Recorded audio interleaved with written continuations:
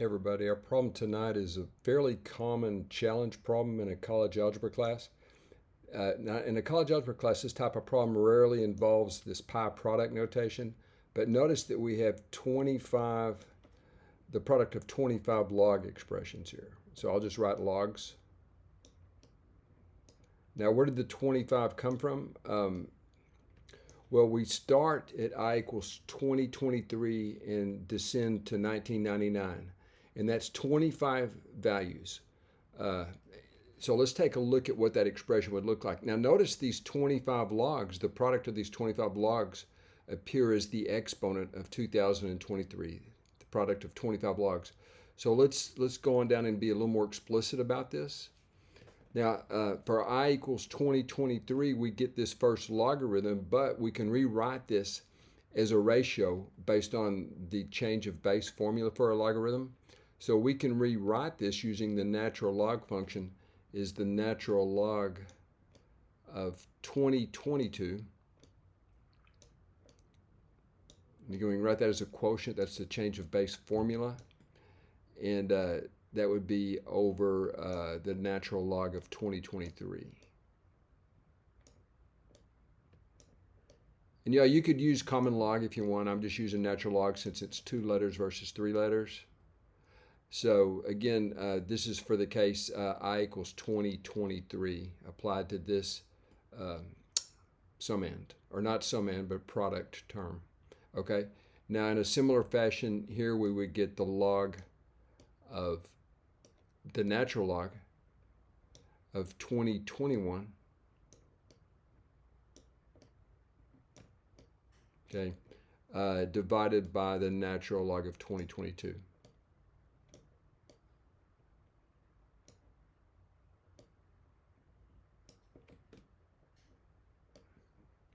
And already you'll notice something very nice is happening here. This 2022 logarithm term is going to cancel with this 2022 logarithm term here. Okay.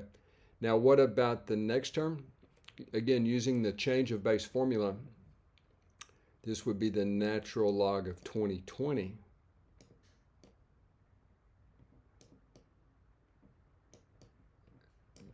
divided by the natural log of 2021.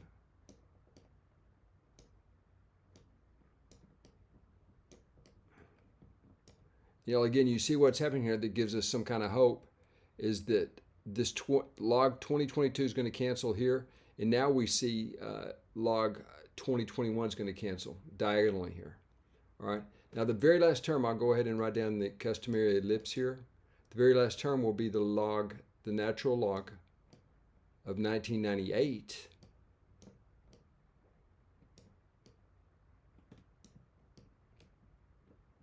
divided by the natural log of 1999.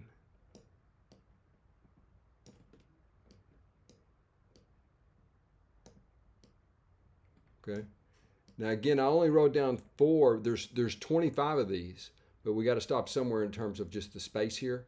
But by now we've detected a trend right here. Notice that what's going to happen here is, like I said earlier, they'll cancel in a diagonal fashion like this. Looks like I left out the quotient divides bar there. Okay. And also notice that what else would have canceled out? This 1999 would have canceled out. Okay, we don't see it here because we had to stop somewhere, but the log of 1999 will cancel. So you see this whole thing is equal to all that's left standing here would be this term right here and then this term right here. Okay, so what we are about to do right now is just rewrite what's left. This would be equal to the natural log of 1998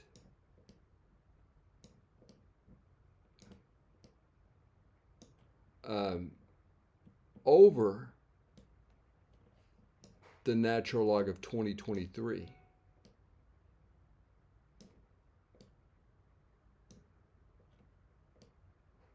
Okay, but now we go in reverse. Notice that this is equal to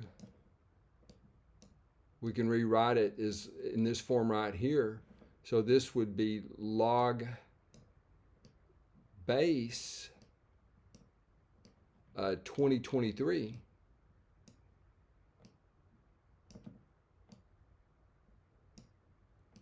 You know, just for grins, I'm going to write this in the functional notation. We leave out these parentheses all the time, but technically the logarithm is a function, and it emits this f of x sort of notation here. So this would be 1998 right here, right?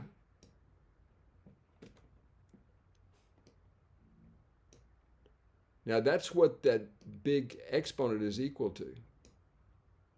All right, but notice that means this object, which functions as our exponent down here, is just equal to this. And so what we end up with right here, this is equal to 2023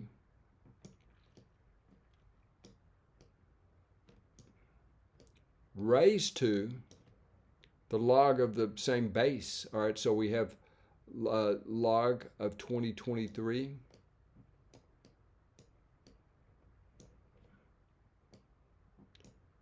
evaluated at 1998. And again, I'll insert the parentheses, which frequently gets left out, which I don't really like because it almost makes it look like an exponent. You know it's not contextually, but still. So 1998. And we have this very fortunate circumstance here. The problem was designed to work out nicely. It's the exponent base is 2023 and the base of the logarithm is 2023. And so they're inverse functions. And so the answer to this problem is 1998. All right. So let me get that circled as the answer. Now, just what happened right here? Well, a more common way to, this is, I'm sure most of you know this, but just in the event, let's say we had 1,000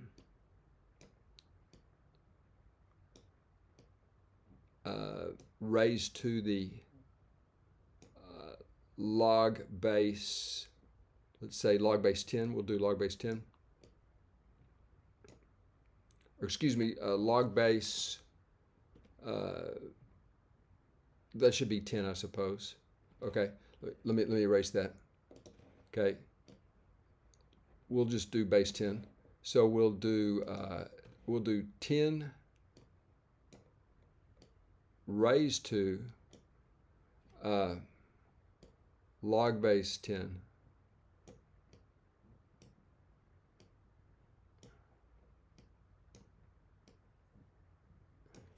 Let's just say 1,000.